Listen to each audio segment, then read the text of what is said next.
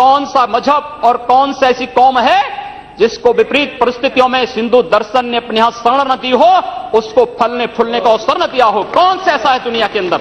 लेकिन आज जिस हिंदू दर्शन ने सबको शरण दी, सबको फलने फूलने का भरपूर अवसर दिया, आज जब उसी के खिलाफ षड्यंत्र होना प्रारंभ होता है तो उसे एकजुट होना तो पड़ेगा ही।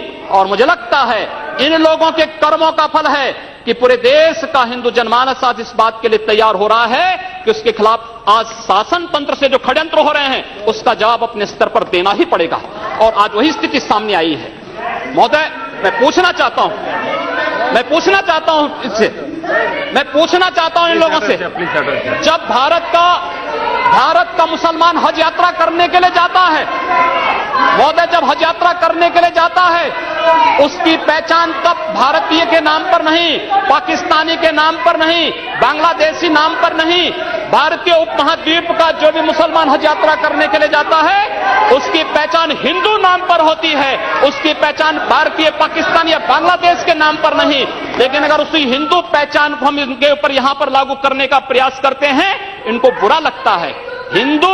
हिंदू सांप्रदायिकता नहीं, हिंदू राष्ट्रीयता का प्रतीक है और भारत की राष्ट्रीयता का प्रतीक हिंदुत्व को बदनाम करोगे तो उसकी कीमत चुकानी पड़ेगी इन लोगों को। और इसलिए महोदय, मैं आप सबके आपके माध्यम से एक बार कहना चाहता हूं, महोदय, एक बार गुरुदेव रविंद्रनाथ टैगोर ने कहा था, गुरुदेव रविंद्रनाथ टैगोर ने एक बात कही थी।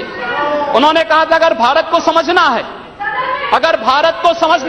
बैठ जाइए आप, फालतू बात करते हैं। महोदय, उन्होंने कहा, गुरुदेव रविंद्रनाथ टैगोर ने एक बात कही थी और उन्होंने कहा था कि अगर भारत को समझना है तो मैं भारतीय अस्मिता को पहचानना पड़ेगा, और भारतीय अस्मिता को पहचानना है तो स्वामी विवेकानंद के बारे में आप जान लीजिए। स्वामी विवेकानंद ने एक बात कही थी कि गर्व से कहो हम हिंदू हैं। स्वामी विवेकानंद ने एक बात कही थी कि गर्व से कहो हम हिंदू हैं। स्वामी विवेकानंद तो सांप्रदायिक नहीं थे, स्वामी विवेकानंद तो किसी पार्टी के नहीं थे। स्वामी विवेकानंद ने तो भारत का प्रतिनिधित्व किया था पूरी दुनिया के अंदर, और दुनिया के अंदर जो हिंदू आज पूरे देश के अंदर, पूरी दुनिया के अंदर अपनी सहिष्णुता के लिए पहचाना जाता था, आज उस हिंदू के साथ किस प्रकार का व्यवहार किया जा रहा है, वह कश्मीर से विस्थापित होता है, उसे कश्मीर से निकाला जाता है।